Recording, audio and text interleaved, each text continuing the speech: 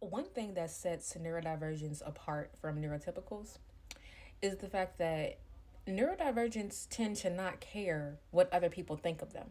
Like, we don't care what other people think of us. We don't care about people's opinions. We don't care about any of that because we are authentically and unapologetically ourselves. But neurotypicals, they tend to care what other people think of them.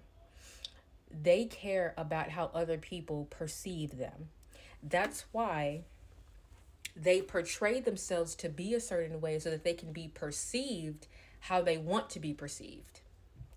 However, neurodivergence just show up authentically, and however you perceive them is up to you, but we know who we are to our core. And because even though we're different, we're more sensitive and we're very fragile at times, the fact that we don't care about what other people think about us and we have other things that we are sensitive to, but how people think about us is something that we're really not that sensitive to, that bothers neurotypicals. Shit! Oh, I'm so sorry, sis. I accidentally knocked down. Fuck! This got on video. Y'all saw that was an accident, okay? My sister's portrait was hanging up on this thing, and the thing is the frame broke.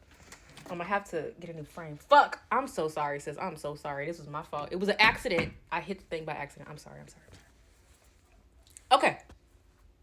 So as I was saying, oh, I see what you did there, God. You analogy, broken frame. It's like people like to frame themselves to be neurotypicals. They like to frame themselves to be a certain way. So basically, they want to be perceived in how they are, right? And when you are trying to frame yourself to be a certain way and it's not who you are, that version of you can crumble. That's when you go through like an ego death, or your ego gets bruised, or you just go through things where you kind of have like a midlife crisis or a quarter life crisis, or people that are like in emerging adulthood where you kind of like implode. It kind of basically just, it's almost like a self-destruct because you're wondering, how can I, it's like these neurotypicals wonder, how can I continue to be perceived the way that I want to be perceived? And they will like literally fucking destroy themselves and self-destruct and fuck themselves up the more that they try to do that, because the more that they're trying to be somebody else and they're caring about what other motherfuckers think about them, the less that they are being themselves. Okay? I'm also getting that somebody is getting ready to go through a very rude awakening. Okay, this has turned into a channel message. Fuck. Okay.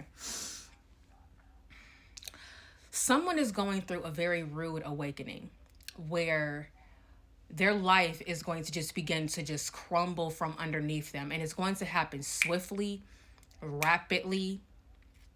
It's going to just be like it's going to happen within like a split second, with like a moment. It's going to just like from one moment to the next, everything's going to change. One moment, everything's going to be fine. Within the next moment, destruction, chaos will occur,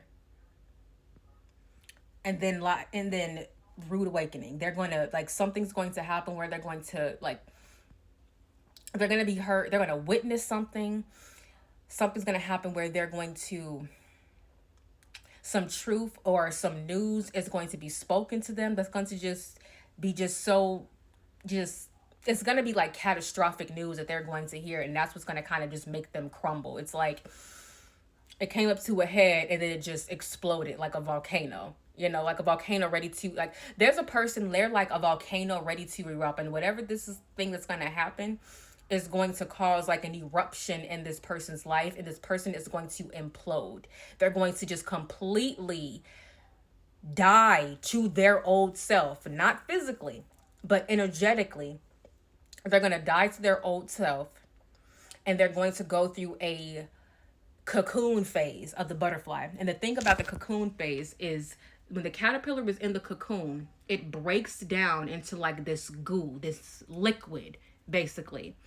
And then after their gestation period, and they after about 2 weeks or so, that's when the goo turns into the butterfly.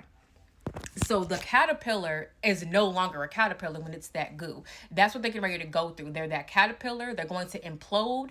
They're going to be that goo. They're going to be that version of them where they're not the version that they used to be, and they're not the version that they're becoming. They're in that in between. You can call that the spiritual purgatory. They're going to be in between.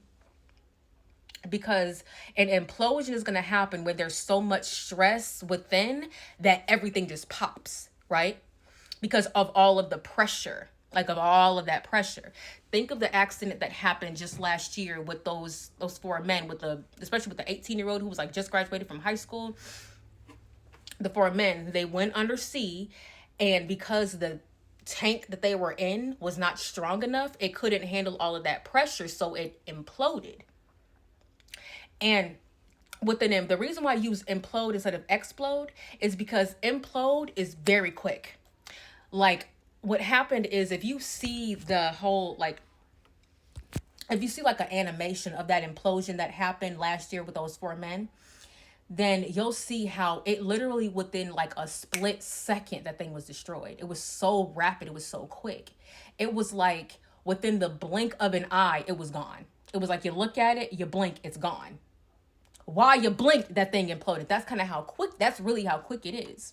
Where it's like these people were alive and then they're dead before they even realized that they were dead. Because implosions are very quick.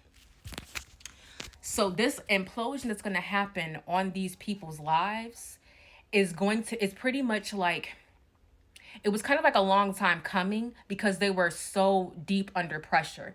Whoever these people are, they're under a lot of pressure right now. And their soul, their body is not able to contain that amount of pressure at once because they haven't known what it's like.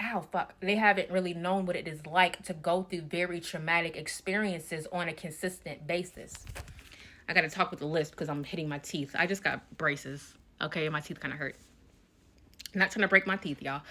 But anyway, you yourself, it takes you a while to implode because your capacity, your soul, your body, your heart, your brain has been able to deal with difficult things on a consistent basis. Okay, deal with difficult things. You have dealt with difficult things and traumatic experiences on a consistent basis. So you know what it's like to have to be under a lot of stress and under a lot of pressure. So you learn to adapt.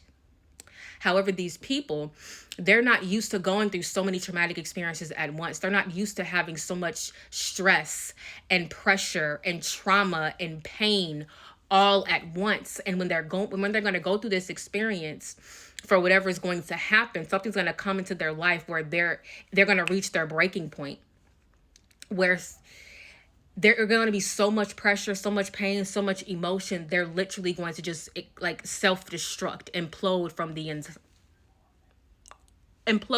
inside.